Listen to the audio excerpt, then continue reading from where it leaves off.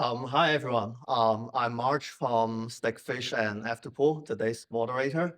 And today's topic is discussing CK technology, how to apply in POW chains and what is the significance about it. So we have three honorable guests, they are all expert and knowledgeable in the CK technology space with James, like Bobbins and also Carter from different projects they're working on. So before we go into the discussion, maybe we just invite them to introduce them one by one. Maybe start with James first. Yeah, so I'm the chief scientist at the Nexus. We're a company that is trying to bring very vital computation to internet scale. So we're building a CKBN, a proven network, and we're hoping to reach a terahertz and beyond performance of the CKBN. That's awesome. Hi, everyone. I'm Bobbin. I'm one of the co-founders of Polygon, which is like a scaling solution for Web3, and Ethereum specifically. And I'm specifically leading a Polygon mining project, which is kind of a protocol that focuses specifically on client-side proofs, where you can prove transactions and things, by yourself without having to have network re-execute them. So I'm Carter, and this microphone doesn't work, but it will right now. And I'm the founder and CEO of QED, and we are a zk scaling solution for proof of work chains like Bitcoin and Dogecoin. Thanks for all the introduction. So maybe let's go into a little bit technical discussion. Maybe try to make it simpler because I also want to learn as well. I'm not a technical person. Yeah. So from your practical perspective, what are zkProof and how does it apply and being meaningful to the blockchains? Yeah. It's a question for everyone. Maybe James first. Sure. Yeah. So zero knowledge proof is basically a way to make something verifiable, right? And if it's zero knowledge, means that you can do that with privacy as well. But succinctness is also for property of these proofs that you can do it very compactly, right? So it's amazing that verifying something can be so much cheaper than you finding out from scratch whether something is true or not. Yeah, so this is what zero knowledge proofs are. I think I may have some an extreme opinion because I think zero knowledge proofs are essential for blockchain scaling. My personal story is that I learned about Bitcoin early on, I think 2012 or something like that. I didn't really get into the technical aspect of it, but then I realized it's kind of going up and it's something significant. And I read the Bitcoin white paper around 2016, 2017, and I was like, this actually never going to scale. I don't know how it's going to work. And then once I learned about zkProofs, this is kind of when it actually clicked in my mind. And now I was like, okay, now I know how that we can make this work at a global scale where people can get to mass adoption. Without zkProofs, I don't even know if we can get to mass adoption. Yeah, for sure. So of course I agree with those two things. And I just want to emphasize to everyone who's non-technical. Has anyone ever made an Ethereum transaction? Right? So when you made that Ethereum transaction, come on, every time you make an Ethereum transaction, every single Ethereum node all around the world has to execute that transaction. So if you call some smart contract code on Ethereum, every single server that's running the Ethereum software is also running your transaction, which is a really big problem because if a lot of people want to make transactions, well, we're going to need a really big server, right? And it's going to make it really hard to run an Ethereum node. And if it's really hard and expensive to run an Ethereum node because everyone wants to use it at the beaky time, we're going to need a real beefy server, then the network is going to become more centralized. And if the network becomes more centralized, then why have a blockchain in the first place, right? So I totally agree with what you guys said. ZK is the only way where we can scale blockchains without reducing the decentralization that draws the blockchain in the first place. Cool. Thanks for the elaboration, Carter. I think it resonates very well with like every one of us. Like we use Ethereum every day. Okay. So maybe another question is like how to apply like zkProof or zk technology on non-smart contract chains like Bitcoin or Dogecoin. Yeah, maybe James can share a little bit about what you think. Yeah, so I think we're now seeing with Doge, right? So like an example of the power that it gives you, and I think it's very interesting to see that all you need is the verification, right? You actually don't need a general purpose computation chain. You just need the chain to be able to verify stuff, and then need to do all these kind of applications because you just do all interesting stuff off chain, and then you can use proofs to put it on chain, is verified on chain. So I think, you know, I don't see sort of like any barriers that you could take the same kind of tricks and apply them on other proof of work chains. Or maybe Bobbins and Carter can talk a little bit about the benefits as well. Yeah, I think maybe even thinking more generally, like in my mind, there's like several ways in which you can apply ZK to like blockchain design. I think one of the approaches is that you basically say, okay, we're not going to change anything fundamentally. We're just going to like help with this re-verification. So we just, you know, you execute block once, you prove it, and then everybody else just verifies the block. And this helps, but it also, you know, doesn't help entirely because you still like there's a node somewhere that needs to execute all the transactions at least once.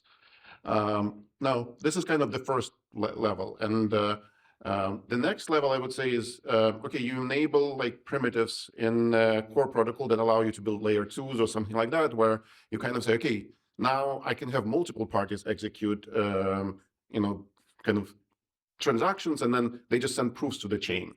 And then, like what I personally believe that we can actually push it further to the user and say, okay, like now, by the way, the previous one is called rollups on Ethereum, or like, you know, the rollup protocols or like Polygon protocols or whatever. But then you can push it forward and say, well, why don't users execute it? And then it not only gives you scalability, but it also gives you another essential property that zkPs give you that, yeah, I also believe in for mass adoption, which is privacy. Like where now if I execute my own transaction, I don't need to send the date of this transaction, underlying data. I don't need to ask somebody to execute the code. So I can also maintain my own, you know, nobody needs to know my balance and things like that. So in my mind, there's like different levels of how you can apply zkPs, and they have different benefits. I think in many ways it makes sense to like apply them on all three levels, but it is like, you know, use case dependent. Yeah, and just a little bit from the POW perspective. Has anyone here ever tried to, you know, look at the Bitcoin core code base? Satoshi was a great visionary, but not the best C++ programmer, right? These older chains, like maintaining them is very difficult. And I want to shout out to Patrick and a bunch of the other people that are maintaining Doge. Like they had a really hard nut kind of to work with in the beginning and have done an amazing job maintaining it. But adding all this additional smart contract functionality is really tough. It requires consensus breaking changes. So like the fact that, as Jens was saying, like we kind of figured out that if we can store data on chain and then verify a ZK key, that gives us, just having those two pieces gives us enough to implement general purpose computation with zkPs. So yeah, like with ZK keys, we can turn these chains that used to only be able to send Bitcoin for one person to another or send Dogecoin for one person to another to have the full functionality of Ethereum without having to add all that consensus breaking logic to the Dogecoin or Bitcoin core code bases. That's very good to know. Yeah, so that like using ZK can basically like adding more scalability and also like different kinds of like functionalities to Dogechain, but not not consuming a lot of data or storage on the core chain itself. Yeah. I think it's kind of like in China, everyone uses like their phone for payment, right? And in China, there wasn't really that big period of credit cards. China was like still developing when credit cards were first kind of coming out and stuff. So China just kind of skipped to the good stuff, right? And I think Bitcoin and Dogecoin are kind of skipping right to the good stuff, right? They're skipping right to ZK instead of having this transitional period where instead of the L1s being like the computation layer, it's just immediately we're verified here. Yes. Kind of the philosophy of keeping the base layer as simple as possible, and you allow experimentation, allow like extended functionality on different layers. Yep, that's awesome. Yeah, so the next question is for James and Carter. Yeah, so what is succinctness and what is the importance of succinctness in the context of blockchain? Like Dogecoin have very small block size and maybe the transaction speed is not very high as well. Yeah, so succinctness is that you can prove something with extremely small proofs, right? So the surprising thing is that the proofs can be much, much smaller than the complexity, the size of computation and instance and statement that you're trying to do, right? So you can really compress down to sort of the very core of like what does it mean that this statement is true. And if you're a photographer, you're developing proofs, right? The really difficult thing of developing proof is to come up with a way, how can I have to compress succinctness so much that, you know, I can get it from just these kind of few bytes. We're talking about hundreds of bytes for the small proofs, right? And then interesting, once you have succinctness, then typically the zero knowledge is something that comes for free, right? Because information theoretically, when you have a proof that's really, really, really small, it cannot contain and leak that much information about the witness, right? So that is sort of like a path that, you know, you can typically do massage it a bit, and then you also have that zero knowledge. Well, how about Carter? Anything? Yeah, so obviously, Jens is the king of succinctness. He is Mr. Succinct. For us in the POW space, succinctness is extremely important. I don't know if anyone remembers the block separators. My bad. But a long time ago, when Bitcoin kind of went through this period of angst and conflict within the community, I'm sure our friends over at F2 will remember it very well, where a group of people wanted to expand the size of Bitcoin blocks so that it could scale more, right? They wanted to make bigger blocks that are like what was 16 megabytes. They wanted that, right? And it caused such a damage and rift to the community, this lack of succinctness, that part of the community, a very large part, split off and made this thing called Bitcoin Cash. And then a scammer also split off and made something called Bitcoin SV, right? So, joke, right? But yeah, anyways, but yeah, so like lack of succinctness in the past literally split the Bitcoin community in two. It did incredible damage to the Bitcoin community. And with zkProofs, now we can get scalability and succinctness, and we're not stepping on anyone's toes or causing any conflicts. So thank you to the wonderful cryptographers on stage for the amazing work that they've done to heal the rift in the Bitcoin community and bring scalability to labs. So thank you guys. So you're predicting that they will merge back now, be friends? No. But I don't think we'll have any more rifts or, God forbid, forks because of succinctness, because now it's just such an easy problem to fix. Yeah, so like from a non-technical perspective, I hear like there are lots of benefits like of succinctness and also about zkP as well. Yeah, We can verify 1 million Bitcoin transactions. In a current Bitcoin block, we can verify 1 billion Dogecoin transactions without changing Dogecoin's block size or transaction size limits. And it's not going to interrupt the other transactions of the rest of the network. Isn't that just fucking magical? Right? super magical. It's so magical. Well, zkPs are kind of magical technology, so It is. That's cool. Our friends were adding a lot of fun to the zk topic to make it like very easy to understand. Yeah. So the next question for all is like for zkP based smart contract and also bridges, like what are the benefits compared to alternative like multi-sig or like OP optimistic roll ups, etc. Yeah. So I think the main benefit of using zero knowledge proofs is that you can inherit the safety of the chain that you're working on, right? And this is something that best understand his presentation, right? That you're not changing the security of Dogecoin, you're actually getting the exact same security. This is on the assumptions. The assumption is that the cryptographic assumptions you're building are not on the whole. Right? It's the assumption that you have implemented it correctly and so forth. So it's not skates completely free, right? But read it at the core. In theory, you ought to be able to get the same safety as the chain you're operating on. And that's something you cannot get with the other models of security. Yeah, I would say so. Like there are two main differences. I mean, probably maybe more than two, but if you compare, for example, against optimistic approaches, the first difference is that with zkProofs, you rely only on math, and obviously, like, you know, assuming there are no implementation bugs and things like that, you don't need to rely on crypto economic security, so to say, which is, you know, a fairly complex assumption to make, and it comes with a lot of caveats where, you know, you need to consider like who may be economically incentivized to do one thing versus another. How do you monitor the system? So with zkProofs, you get kind of like simplicity in the way that you only trust into the math.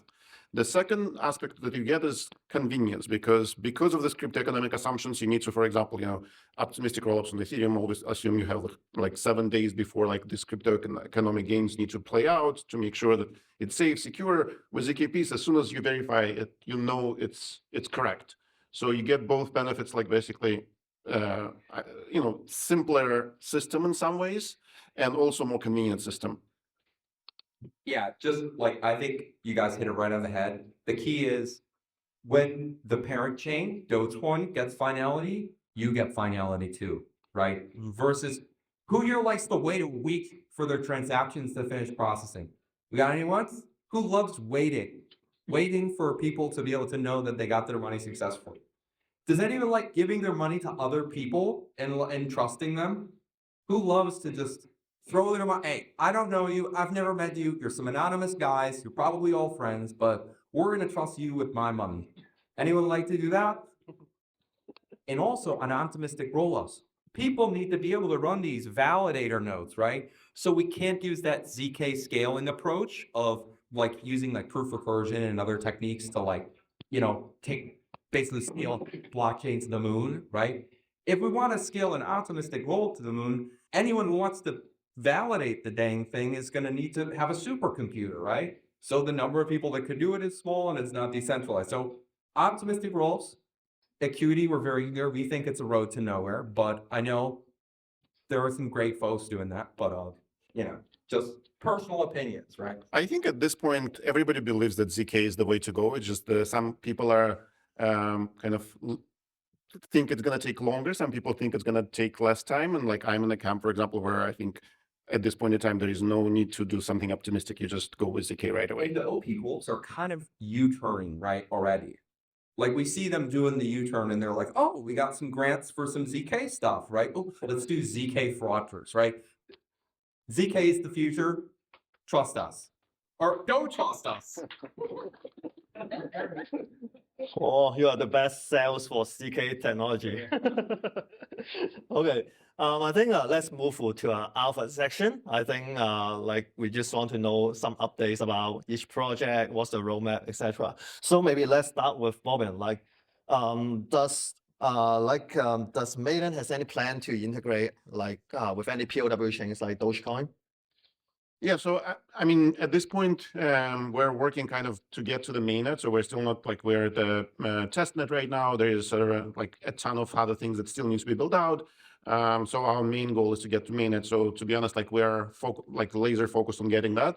I think in the future there is no reason why we can't explore other approaches. But at this point in time, like we need to. You know, we have like basic things working already. You can send transactions on Maiden. You can do local proofs like on your computer. Like one of the big obstacles, for example, with local proofs is they need to be fast enough on the phone, right? You need to generate proofs of a transaction on your phone. And in many ways, like when we talk about zkProofs, a lot of people think that you need these huge servers that run in the cloud that like have half a terabyte of RAM and you know, require 100 CPU cores to generate proofs. And, you know, this is what you need for some type of like rollups where you try to like, let's say, prove an EVM transaction because EVM is not optimized for for kind of like zkP friendliness and things like that.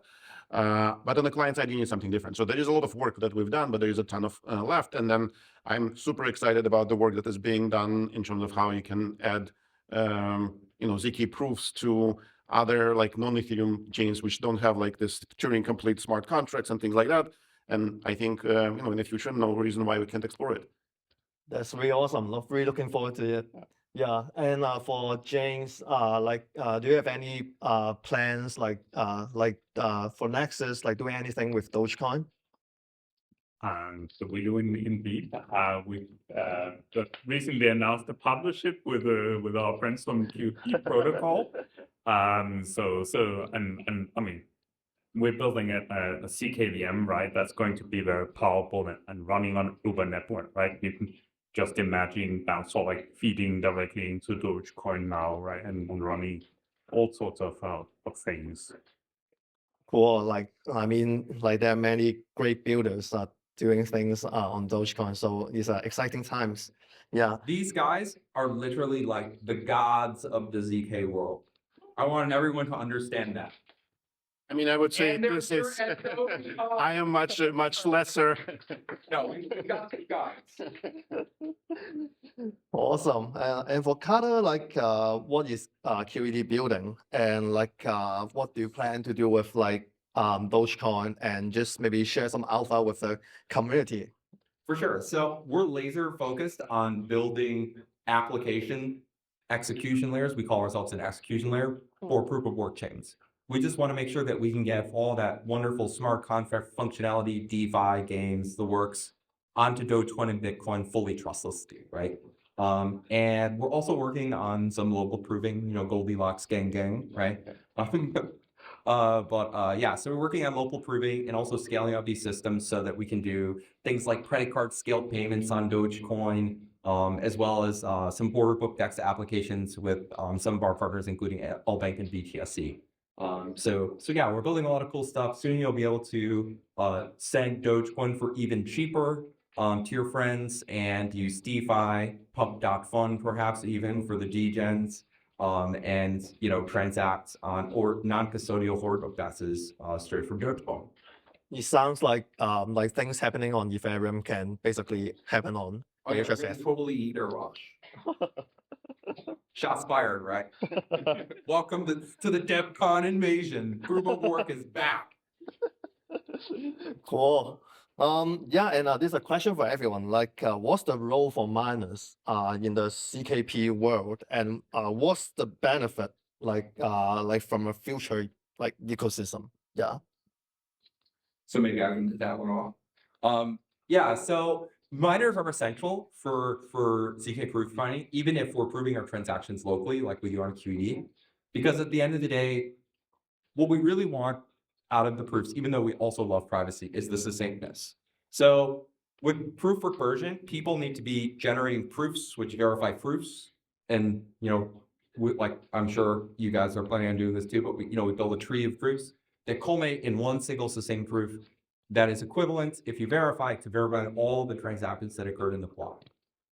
Recursive proofs are relatively expensive. Like we use, I know we're using some, relatively cheaper non-MSM based crypto systems that are easier for proof recursion, but at the end of the day, we need to have very high throughput, and we need lots of computational power, and for that, we're going to need miners. So yeah, being in the proof of work ecosystem as a zkP project just makes sense out of the box.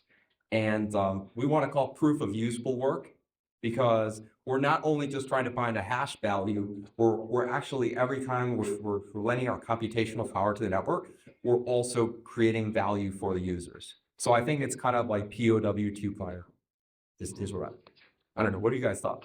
I would actually be curious to hear you elaborate. You're looking at proof of useful work. So you're thinking about making the work be directed towards. So the work that you're doing is taking multiple proofs. And in the case of QD, we use a Merkle tree to represent our state, right? So I have a proof that is proof that some node within the Merkle tree has legally updated as a result of transactions from one one state to a new state, right? And then I have another proof which has proved that a different part of the Merkle tree has updated from a new state, from like its old state to a new state. And then I generate a proof which recursively verifies those two proofs, along with two delta Merkle proofs that link them to their nearest common ancestor within the Merkle tree.